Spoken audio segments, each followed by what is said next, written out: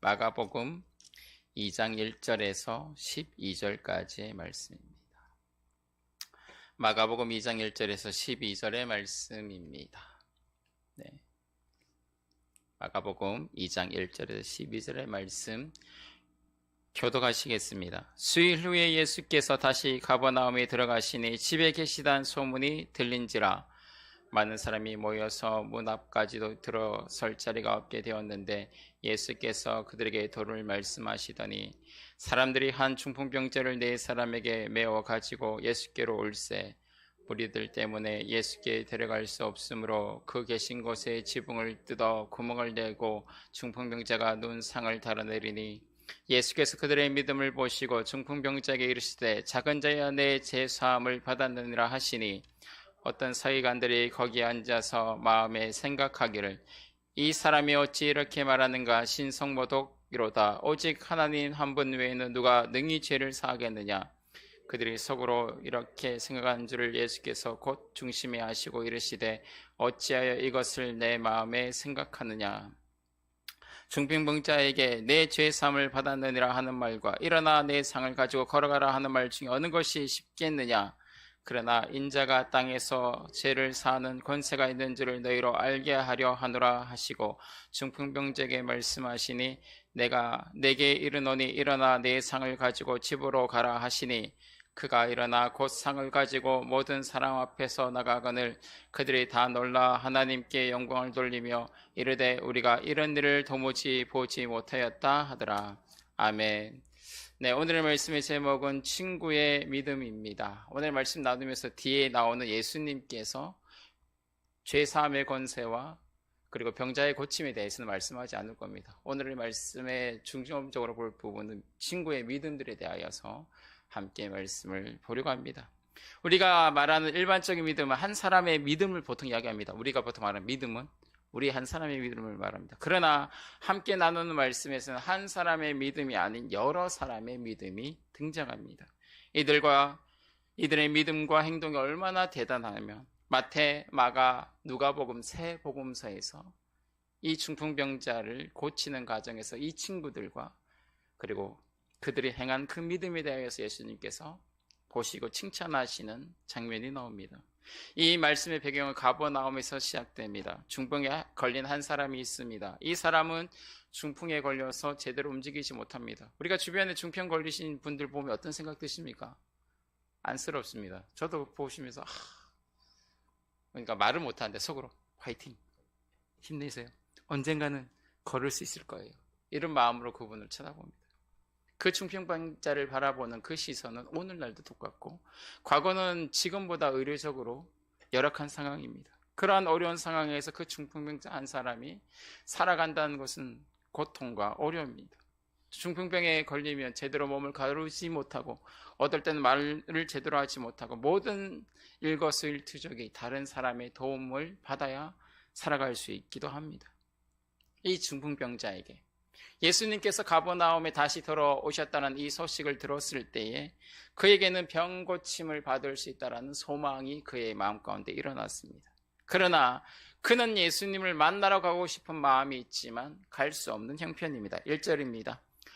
수일 후에 예수께서 다시 가버나움에 들어가시니 집에 계신다 하는 소문이 들린지라.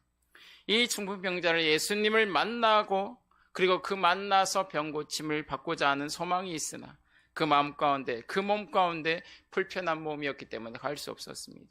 이러한 때에 이 중풍병자의 고통을 아는 주변 사람들이 놀라운 기지를 발휘합니다. 이 주변에 있는 사람들이 누군지는 정확하게 알 수 없습니다. 친구인지 가족인지 아니면 이 중풍병자가 주인이고 그 밑에 데리고 있는 종인지 아니면 그 외 여타의 어떤 사람인지 성경에는 정확하게 나와 있지 않습니다. 세 복음서에도 여기에 대해서 정확하게 말씀하고 있지 않습니다. 그렇지만 중요한 것은 그들이 이 한 중풍병자를 도왔다는 사실입니다. 3절의 말씀입니다. 사람들이 한 중풍병자를 네 사람에게 메어 가지고 예수께로 올세. 이 중풍병자의 주변에 있는 사람들이 중풍병자를 돕기 위하여 손발을 걷었습니다. 그리고 중풍병자가 그 상태가 심각하여서 포기하고 있을 그때에도 포기하지 않고 이 사람을 침상채 들고 그를 데리고 예수님이 계신 그 집까지 데려갑니다. 여기까지만 보아도 우리가 어떻게 생각합니까? 이 중풍병자를 위하여서 이 네 사람이 얼마나 수고롭게 행동했는가, 그리고 이 사람에 대하여서 얼마나 마음을 썼는가. 어떻게 보면 이 사람에 대하여서 사랑의 마음을 가졌다라고 우리는 생각할 수 있습니다. 분명 이 네 사람에게는, 그리고 그 주변에 있는 사람들에게는 이 일이 귀찮은 일입니다. 그리고 돕지 않아도 누가 손가락질 하지 않습니다.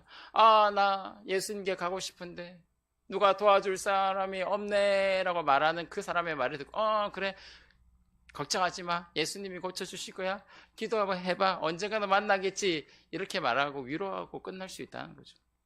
그러나 이 사람들은 돕기 위하여서 수고롭게 행동했습니다. 그리고 마침내 예수님이 계신 집에 도착했을 때 어떤 상황이 펼쳐졌습니까? 집 안과 밖에는 사람이 가득하였고 들어갈 곳이 없을 만큼 복잡한 상황입니다. 2절의 말씀입니다. 많은 사람이 모여서 문 앞에서도 들어갈 자리가 없게 되었는데 예수께서 그들에게 도를 말씀하시더니, 말씀을 듣기 위하여 사람들이 너무나 많이 몰려들었습니다. 집 안과 그리고 집 밖에, 그리고 그 창문에 걸터앉는 사람들이 있을 것이고 그 문 밖에 서서 매달려서 그리고 그 안을 들여다보면서 때로나 들어가지 못하고 그 밖에서 들리는 그 말씀을 듣기 위하여서 사람들이 온통 몰려 있었습니다. 아마도 4명의 사람, 곧 이 친구들을 들쳐온 이 친구와 그리고 이 중풍병에 걸린 환자는 상황이 심각함을 깨달았습니다. 예수님을 만나는 것이 몹시 어렵고 이때에 이 중풍병자를 데려온 친구들이 할 수 있는 선택은 2가지밖에 없습니다. 첫 번째는 다시 집으로 돌아가든지, 아니면 예수님께서 모든 말씀을 마치고 모든 사람들이 다 떠날 때까지 하염없이 기다리든지, 그 2가지 선택지 앞에서 이들은 그 선택지 외에 다른 선택을 하게 됩니다. 우리가 아신 바와 같이 지붕으로 올라가서 지붕에 놓여있는 기아와 석가래를 다 뜯어내고 거기에 가득 있는 그 모든 석고와 그 모든 것들을 다 긁어낸 이후에 내 침상에 줄을 묶어서 그리고 그 침상을 끌어올려 그 대로 내려놓았습니다. 침상 안에서 중풍병자가 누워 있습니다. 이 황당한 상황에서 예수님께서는 그들의 무례한 행동을 꾸짖는 대신에 그들의 믿음을 보시고 중풍병자의 죄를 용서하시고 제 병을 고쳐주셨습니다. 이것이 우리가 알고 계시는 오늘 본문의 내용입니다. 여기에 대해서 궁금하신 분 아무도 없을 겁니다. 너무나 많이 들어서 잘 알고 계신 내용이기 때문입니다. 우리는 이 일련의 사건을 통하여서 교훈을 배우게 됩니다. 첫 번째로, 우리는 어려움을 당하는 사람에게 소망을 갖도록 도와주어야 합니다. 어려운 사람을 돕는 일은 쉬운 일이 아닙니다. 어려운 사람을 돕는 데에는 수고와 귀찮음이 동반됩니다. 제가 다시 말씀드릴게요. 어려운 사람을 돕는 것은 수고도 있지만 귀찮음도 있습니다. 왜냐하면 귀찮다는 것은 내가 평소 때 하던 대로 그냥 살아가면 되는데 거기에서 별도의 시간을 투자하고 관심을 쏟아야 되고 행동으로 옮겨져야 되기 때문입니다. 그렇기 때문에 거기에는 수고가 담겨지고 거기에는 귀찮음이 발생하게 됩니다. 나의 작은 수고와 귀찮음이 어려움과 고통 속에 있는 사람에게는 큰 힘이 된다는 사실을 우리는 분명하게 알아야 합니다. 분명 중풍병자는 절망 속에 있었습니다. 자신의 병을 고쳐주실 예수님께서 가버나움에 오셨다는 그 사실을 들었을 때에 병고침을 받고 싶은데 갈 수 없는 자신의 형편 때문에 절망하고 있었을 겁니다. 그렇지만 이 사람은 이 절망 속에서도 누군가에게 도움을 요청했습니다. 그 도움의 요청을 받은 사람이 앞에서 말씀드렸던 친구일지 가족일지 아니면 어떤 사람일지 알 수 없지만 그의 그 요청을 했을 때에 그 들은 사람들이 그를 불쌍히 여기고 또한 그를 돕고자 하는 마음으로 그의 요청을 받아들였습니다. 그리고 거절하지 않았습니다. 아마도 여기서 등장하고 있는 이 네 사람, 친구일 수도 있지만 어쨌든 간에 친구로 지칭하겠습니다. 이 네 친구는 이 병자가 그 건넨 말을 하였을 때에 저 사람들이 포기할 수도 있다, 거절할 수도 있다라고 생각할 수 있는 그 순간에 이 네 사람은 어떻게 합니까? 그에게 손을 내밀고 위로의 말을 건넵니다. 그리고 뭐라고 말했겠습니까? 포기하지 마십시오. 잘 될 겁니다. 당신이 예수님을 만날 수 있도록 우리가 도와주겠습니다. 병을 고치는 문제는 누가 합니까? 예수님이 합니다. 그 예수님을 만나는 자리까지 자신들이 도와주겠다라고 아마도 위로의 말과 격려의 말을 건넸을 겁니다. 이들의 이 한마디가 절망과 포기한 마음속에 있는 그 낙심한 중풍병자의 마음 가운데 희망이 일어나게 만들었습니다. 우리는 우리의 주변에 놓인 연약한 이들과 병자들, 그리고 생계와 삶의 형편에 어려움에 놓인 사람들을 볼 때 우리는 어떤 생각을 가집니까? 안타깝다라고 생각하고 그냥 끝날 때가 많습니다. 그렇죠? 저도 그렇습니다. TV에서 어떤 사고가 터졌다, 아이고, 안타깝네, 이러고 그냥 끝난다는 거죠. 그래, 힘내라, 화이팅, 이러고 끝난다는 거죠. 이게 우리의 대반사의 모습이라는 거죠. 그러나 이런 사소한 행동이 어려움과 고통 속에 놓인 사람들에게 찾아가서 그 사람에게 위로의 말을 건네고 격려의 말을 할 때 그에게는 그게 큰 힘이 된다는 사실입니다. 어려움의 형편에 있는 사람의 말을 들어주고 위로하며 그를 위하여 기도하겠다라는 이 말 한마디가 때로는 빈말일 수 있지만, 그러나 그 말을 듣는 당사자에게는 무엇으로 비칩니까? 나는 혼자가 아니구나. 나는 관심받고 있구나. 나는 세상을 헛살은 것이 아니구나. 그런 생각과 마음을 갖게 된다는 거죠. 나는 세상 사람들로부터 소외되지 않았고 버려지지 않았다는 위안을 얻게 된다는 사실입니다. 더욱이 자신이 이 어려움에 대하여 도와달라고 요청할 때에 손 내밀고 함께 기도하겠다고 말해 줄 때 그 말이 힘이 될까요? 안 될까요?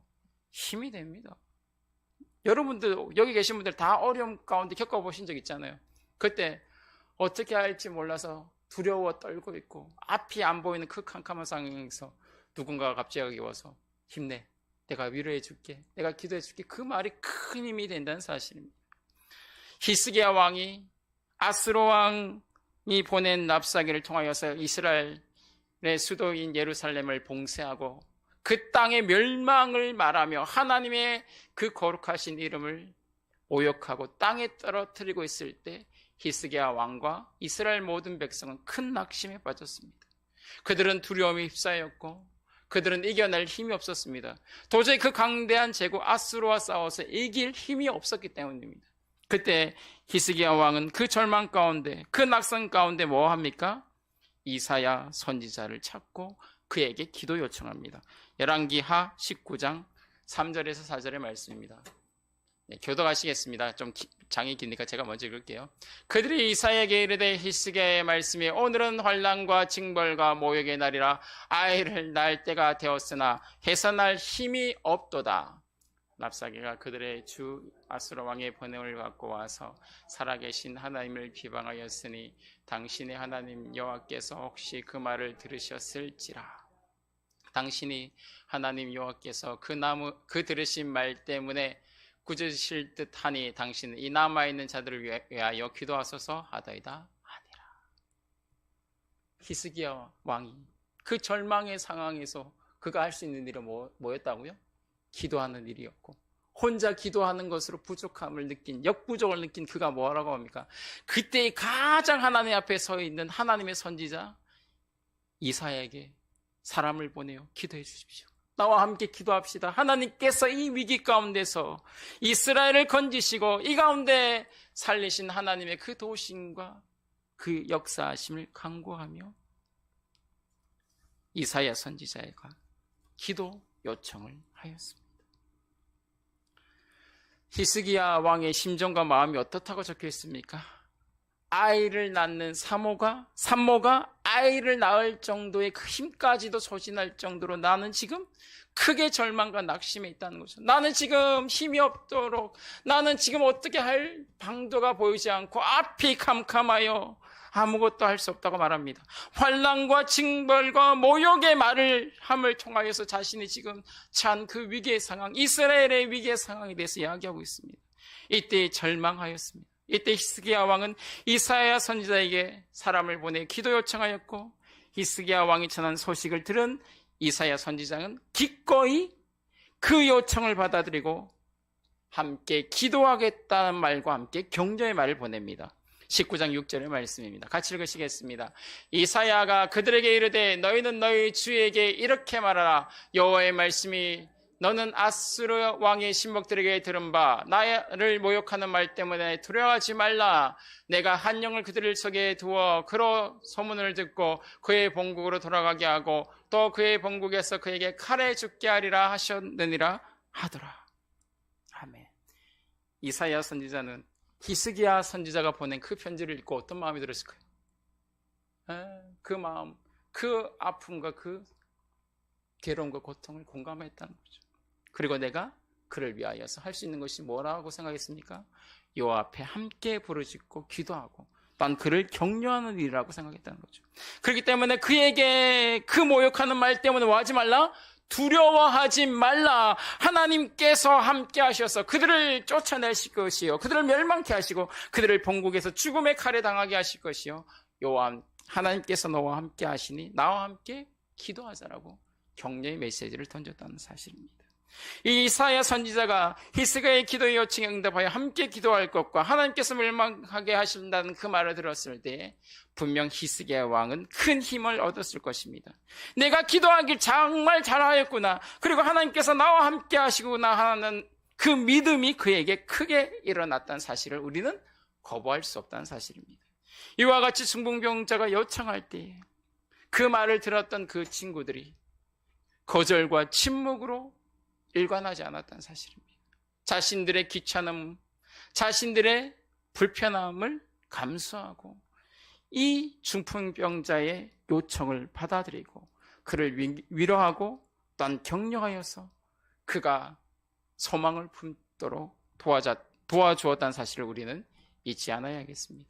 둘째로, 내 친구는 도움을 구하는 사람들을 위하여서 뭐합니까? 말과 격려의 말을 넘어서서 이제는 행동으로 옮기게 됩니다.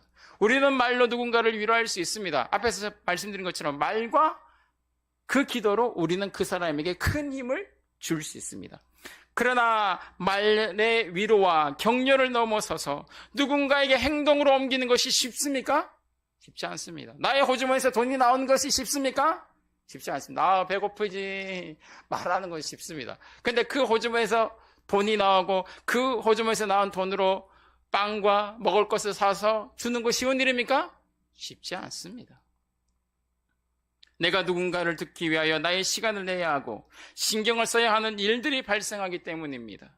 그렇기에 누군가를 위하여 나서는 일을 하는 것은 쉬운 일이 아닙니다. 그런데 이 내 친구는 침상을 준비하고 침상의 중풍병자를 눕힌 후에 들고 예수님이 계시는 그 곳까지 운반하는 수고로움을 자처합니다. 이 내 친구의 수고를 통하여서 도저히 예수님이 계신 그곳까지 갈 수 없는 이 사람이 갈 수 없는 상황이, 갈 수 있는 상황이 발생했다는 거죠. 자신의 마음 가운데 가고 싶어하는 이 사람의 그 마음이 사그러들지 않도록, 그 소망이 사라지지 않도록 이 네 사람은 그 소망이 일어날 수 있도록 뭐 했다는 거죠? 초에다가 불을 붙인 후에 그 불이 불탈 수 있도록 나무를 보태어주는 역사를 일으켰고 그 불이 활활 타오르는 현장으로 그가 인도하였다는 사실입니다. 더욱이 예수님이 계신 집에 도착하였을 때 수많은 인파로 인하여서 들어가지 못했습니다. 여기까지 도착했으면 친구들이 뭐라고 생각합니까? 그래, 여기까지 했다라고 끝낼 수 있다는 거죠. 그러나 그들은 여기서 끝냈습니까? 끝내지 않았습니다. 이 상황에서 중풍병자는 분명 더욱 절박하게 아마도 친구에게 요청했을 겁니다. 왜냐하면 이 문 안에 누가 계시죠? 예수님이 계시니까. 여기까지 오는 길도 정말 힘들었는데 이 문만 지나면 예수님을 만날 수 있습니다. 근데 도저히 들어갈 수 없는 이 상황에서 그럼에도 이 중풍병자는 분명히 부르짖었을 거라는 거죠. 도와달라고. 그때 이 친구들은 그 두 번의 그 다음에 요청을 거절했습니까? 아닙니다. 이제는 그들이 비상한 역사를 일으킵니다. 아까 말씀드린 것처럼 돌아가든지 예수님이 나올 때까지 하염없이 기다리든지 그 선택이 아니라 이 고통 가운데 있는 사람을 실질적으로 돕기 위하여서, 해결하기 위하여서 두 사람이 지붕으로 올라가서 지붕에 넣은 석가래를, 그리고 돌을 치우고 지붕에 구멍을 뚫어 병자를 침상에 든든히 묶은 후에 지붕으로 끌어올려서 침상에 네 기퉁이에 줄을 묶어 내리는 과감한 결단과 선택을 하였습니다. 4절의 말씀입니다. 4절의 말씀 제가 읽어드릴게요. 무리들 때문에 예수께 들어갈 수 없으므로 그 계신 곳에 지붕을 뚫어 구멍을 내고 중풍병자가 눈상을 달아 내리니. 이 친구의 선택은 결코 쉬운 선택이 아니다. 첫 번째, 남의 집에 지붕을 뚫는 행동 하면 어떻게 됩니까? 그거 남의 재산을 훼손하는 이 행동이요. 두 번째, 가택 침입이 되는 거죠. 이건 허락받지 않은 행동이잖아요. 그런데 이 사람들은 그 친구의 요청과 도움대로 이 행동들을 과감하게 하였습니다. 이 행동은 위험한 행동입니다. 두 번째, 예수님과 바리새인과 서기관이 있는 집 한가운데 침상을 내리는 무모한 행동을 합니다. 그리고 또한 이 결과 불편한 상황이 만들어질 수 있습니다. 만약 이러한 행동에 대하여서 예수님께서 딱 보시고, 일단 첫 번째 예수님이 당황하시겠죠. 그 다음에 두 번째, 그들의 한 행동에 대하여서 열심히 열변을 토하여서 하나님의 말씀을 전하고 있는 자리에 그 침상이 내려왔다 생각해 보십시오. 요즘은 목사님들이 예전보다 많이 착해지셨어요. 다시 말씀드릴게요. 착해지셨다는 게 많이 온유해지셨어요. 예전에는 어떤 일이 있었습니까? 뒤에서 애가 뛰어다니거나 아니면 사람들 갑자기 소리 지르면 어떻게 하니까, 목사님이 갑자기 설교를 하시다가 딱 중단하고 막 뭐라고 그러면, 아니 어떻게 하나님의 말씀을 전하는데 뛰어다닐 수가 있고 애가 어떻게 울 수가 있어, 당장 쫓아내, 막 이런 일들이 벌어지잖아요. 뭐 요즘에는 이제 그런 일 발생해도 목사님이 괜찮습니다, 하거나 아예 그냥 없는 것처럼 행동하고, 핸드폰이나 뭐 애가 막 울리면 목사님이 더 크게 막 설교를 해서 그 소리가 안 들리게 소리를 덮어버리잖아요. 과거에는 목사님들은 엄청 무서웠잖아요. 예수님이 만약에 그 상황에서, 그리고 거기에 있는 서기관들과 바리새인들, 그 종교 지도자들이 평민, 저 신분이 낮은 저 사람이 한 행동에 대하여서 분노하여서 책망하거나 당장 사람을 보내어서 그를 끄집어내도록 행사할 수 있고, 그 공권력의 힘을 행사할 수 있고, 또한 예수님께서도 그 상황에서 하나님이 귀한 말씀을 전하고 있는 자리를 훼손한 것 때문에 예수님께서 분노하셔서 책망할 수 있는 위험이 있다는 거죠. 자, 여기서 우리가 예수님은 사랑과 온유가 많으시고 모든 죄인을 용서하시는 그 예수님을 생각하고 있으니까 이 상황에 대해서 우리는 이해할 수 있지만, 그러나 앞에서 말씀드린 것처럼 그 우리 과거에 있던 그 목사님처럼 예수님이 대하지 않는다라고 우리 보장할 수 없다는 사실입니다. 그러나 그들은 그 모든 상황까지 다 감수하고 친구의 그 요청을 받아들여서 실행으로 옮겼습니다. 이러한 행동을 예수님은 뭐 하셨다고요? 더우신가요? 추우셔요? 예. 추워. 네. 사모님 뒤에 부채질하고 계셔가지고 저 엄청 추우신 줄 알고, 더우신 줄 알고 제가. 그 상황에서 내 친구는 친구의 요청을 받아들여 실행으로 옮겼습니다. 이러한 내 친구와 중풍병자의 믿음을 예수님은 보셨습니다. 자, 여기서 보셨다는 게 단순히 지붕에서 침상이 내려오는 그 장면을 보고 예수님이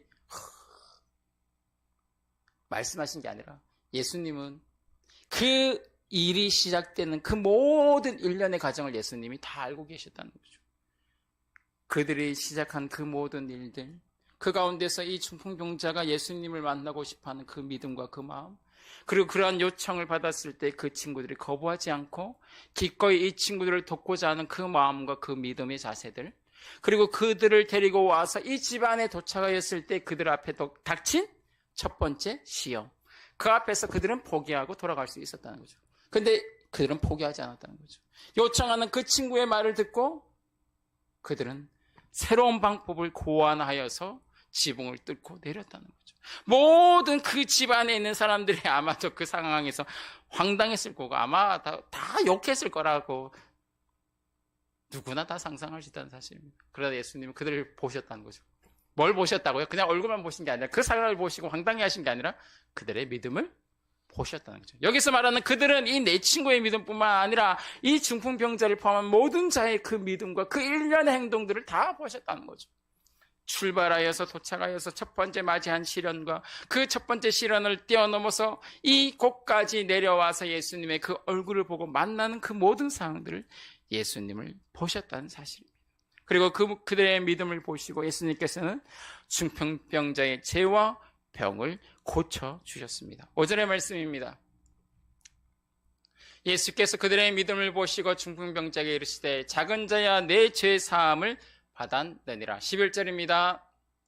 내가 내게 이르노니 일어나 내 상을 가지고 집으로 돌아가라. 이 중풍병자의 죄를 사하시고 그의 병을 예수님께서는 고쳐주셨습니다. 이러한 행동의 모습은 우리가 모세가 아말렉과의 전투를 벌일 때에 모세를 도운 아론과 훌의 행동을 통하여서 우리는 도움과 협력이 큰 역사를 이룬다는 사실을 깨닫게 됩니다. 모세가 산 꼭대기에 올라가서 손을 들고 기도하며 손을 들고 있을 때 누가 이깁니까?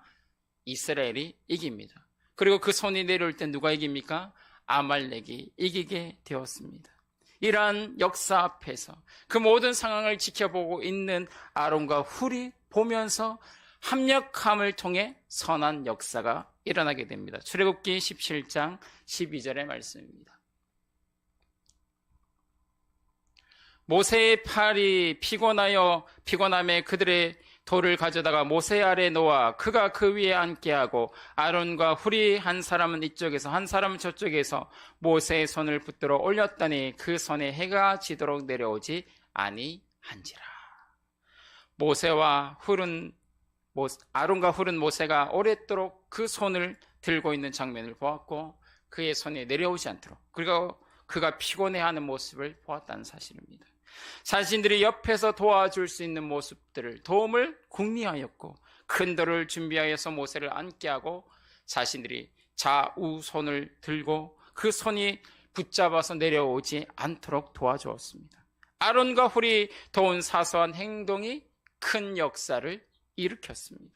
비록 그들에게는 귀찮은 일이잖아요. 그냥 모세가 그 손을 들고 있을 때 옆에서 그냥 지켜봐도 되지만 그러나 이 가운데 이 역사가 하나님의 역사요 또한 이 모세 가운데 그 손을 들 때 함께 하신 그 하나님의 역사를 보았기 때문에 자신들이 그 귀찮은 상황에서도 자신들이 그 도움을 통하여서 하나님의 그 역사가 일어나도록 그들이 동참하였던 사실입니다. 그럴 때에 이스라엘 백성들이 이 아말렉과의 전투를 승리하는 큰 역사를 우리는 보게 됩니다.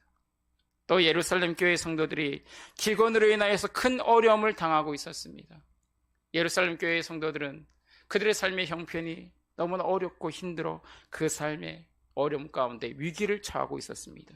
그 위기의 상황을 들었던 마게도냐와 아가야에 있는 성도들이 연보를 보내어 예루살렘 교회에 있는 성도들을 도왔던 일이 있습니다. 이 일에 대하여 바울 사도가 칭찬하는 장면이 나옵니다. 로마서 15장 25절에서 27절의 말씀입니다. 그러나 이제는 내가 성도를 섬기는 일로 예루살렘에 가노니 이는 마게도냐와 아가야 사람들이 예루살렘 성도들 중 가난한 자들을 위하여 기쁘게 얼마를 양보하였음이라. 저희가 기뻐서 하였거니와 또한 저희는 그들에게 빚진 자니 만일 이방인들이 그들의 영적인 것을 나눠 가졌으면 육적인 것으로 그들을 섬기는 것이 마땅하도다. 아멘. 마게도냐 성도와 아가야에 있는 성도, 곧 그리스 반도에 있는 그 성도들이 지금의 고린도와 그 지역에 있는 아테네와 그 지역에 있는 사람들이 예루살렘 교회의 성도들을 위하여서 시작한 연모가 사소하고 적은 일일 수 있습니다. 예루살렘 교회 성도들이 어려움을 당하고 있다는 소식을 들었을 때 마게도냐 성도들 그리고 아가야 성도들만 들었겠습니까? 아닙니다. 소아시아에 있는 그 지역에 있는 교회의 성도들도 들었을 거라는 사실입니다. 그런데 이러한 소식을 들었을 때 그들이 사소한 일임에도 자신이 적은 물질이지만 그들에게 연보하는 그 물질을 보내었습니다. 그 결과 예루살렘 교회에 있는 성도들에게는 어떠했습니까? 큰 힘과 큰 기쁨이 되었다는 사실입니다. 예루살렘 교회 성도들은 너무나 어려운 형편으로 고통받아 절망할 때에 이 아가야와 마게도냐 성도들이 보낸 그 연보를 받았을 때 어떤 기분이었겠습니까? 놀랬을 겁니다. 왜냐하면 자신들은 그들을 이방인으로 여겼습니다. 그리고 하나님의 교회 안에 있는 믿음의 성도들이기도 하지만 자신들과 아무 상관없는 사람으로 생각했습니다. 그러나 이방인들이, 성도들이 자신들을 위하여 연보하고 그들을 위하여 큰 위로와 소망을 얻도록 그 물질을 보내고 격려와 기도하는 모습을 통하여서 예루살렘 교회 성도들은 분명하게 느꼈을 겁니다. 우리가 예수 그리스도 안에서 하나 되었고 예수 그리스도 안에서 모든 교회가 한 교회요, 그 가운데 주시는 그 소망과 위로를 분명하게 받았을 겁니다. 그렇기 때문에 바울 사도는 이 일이 더욱더 열심히 되고, 또한 이 편지를 받는 온 교회 성도들이 함께 이들을 격려하게 하기 위하여서 로마서의 편지에 이 일들에 대하여 칭찬과 격려의 말을 통하여서 하나님의 교회가 서로 돕고 섬기는 일에 열심을 내라고 권고의 말을 이어서 하게 되었다는 사실입니다. 중풍병자를 위한 친구들의 행동이 자신들의 입장에서는 사소한 행동일 수 있습니다. 그러나 도움을 요청하는 친구의 요청을 거절하지 않고 돕겠다는 격려의 말을 하고 침상을 손에 들고 옮기고 수많은 인파 앞에서 낙심하는 친구가 포기하지 않도록, 낙심하지 않도록 격려하고 지붕에 올라가서 지붕을 뚫고 침상을 옮기는 이 일련의 행동이 이 친구들에게는 너무나 불편한 일일 수 있습니다. 그러나 그들의 피곤과 귀찮음을 무릅쓰고 친구를 위하여 한 모든 행동과 그 모든 믿음이 한 사람이 그 죄가 용서함을 받고 병고침을 받는 큰 역사가 일어나게 했다는 사실입니다. 예수님께서는 단순히 친구들의 믿음만 보신 것이 아닙니다. 앞에서 제가 말씀드린 것처럼 끝까지 포기하지 않고 도움을 요청하는 그 중풍병자의 그 믿음까지도 다 보셨습니다. 이 두 사람들, 그러니까 두 부류의 사람들의 그 아름다운 코이노니아의 사랑과 믿음과 그 격려와 협력하는 그 모습을 예수님을 보셨다는 사실입니다. 그렇기 때문에 예수님께서는 그들의 믿음을 보셨고, 아까 읽었던 5절의 말씀처럼 예수께서 그들의 믿음을 보시고 라고 말씀하셨다는 사실입니다. 예수님은 친구를 돕는 사람들의 선한 역사와 믿음을 알고 계셨고, 그리고 예수님은 그들의 그 믿음을 보시고 응답하셨습니다. 작은 자여 내 죄사함을 받았느니라, 내 침상을 가지고 돌아가라. 우리는 누군가를 바라보면서 안타까워하지만 말고, 그리고 격려만 하고 있지 않아야 한다는 사실입니다. 예수님은 응답하셨습니다. 예수님도 동일하게 위로한 역사가 있습니다. 예수님이 십자가에 못 박혀 죽으시고 부활하신 그 소식을 들었던 엠마오의 두 제자가 걸어갈 때 그들은 어땠습니까? 예수님이 부활하셨다는 소식에 확신을 가졌습니까? 그러하지 못했습니다. 여전히 그들의 마음 한구석에는 낙심이 있었습니다. 그때 예수님께서 찾아오셨고 그들의 가운데에 격려와, 그리고 성경을 통하여서 예수님께서 하나님의 아들이시여 그가 십자가에 죽으심과 부활, 그리고 그의 살아나심에 대하여서 말씀하실 때, 그 말씀을 들을 때 그 마음 가운데 낙심과 슬퍼하고 있는 그들의 마음이 뭐가 생겼습니까? 뜨거워지는 위로와 소망을 품게 되었고, 그리고 그들 앞에 계신 그 주가 예수님인 것을 알게 되었다는 사실입니다. 이를 통하여서 그들이 그 기쁨을 얻고 제자들이 있는 그 집에 당도하였다는 사실을 우리는 잘 알고 있습니다. 예수님도 그들의 그 믿음을 보셨고 그들 가운데 소망이 일어나게 하셨고 그들 가운데 살아서 역사하신 그 주를 만나 죄 용서함과 그리고 그 육신과 그 몸이 회복되어 주를 바라보며 주를 믿으며 살게 하시는 그 놀라운 역사를 그들에게 허락하셨습니다. 우리는 누군가를 바라보면서 안타까워할 수 있습니다. 그러나 우리는 그 안타까움을 넘어서서 그 괴로움과 고통 가운데 있는 사람에게 찾아가서 그를 격려하고, 그리고 또한 그에게 내가 너를 위해서 기도하고 있다라는 이 말 한마디라도 던져주시길 소망합니다. 힘내, 이 말 한마디로 끝나지 마시고 내가 너를 위해서 기도하고 있다, 주님께서 너를 도우실 것이다 라고 말해 주셨으면 좋겠습니다. 그리고 또한 도울 일이 있다면 손발을 거두고 돕기 위하여 몸으로, 때로는 물질로 돕는 우리가 되길 소망합니다. 여기까지 하기도 쉽지 않습니다. 그렇지만 우리가 할 수 있을 때 돕는 우리가 되길 소망합니다. 우리는 예수 그리스도 안에서 한 형제요 한 자매가 되었습니다. 예수 그리스도 안에서 우리는 다 함께 부르심을 입었습니다. 우리는 이 교회에서 예배하는 이 믿음의 삶을 살아갈 뿐만 아니라 이젠 저 하나님의 나라에서 영원토록 함께 주의 그 사랑 가운데, 그리고 주의 그 거룩하신 역사 아래서 우리는 한 백성 한 자녀로서 살아가게 될 것입니다.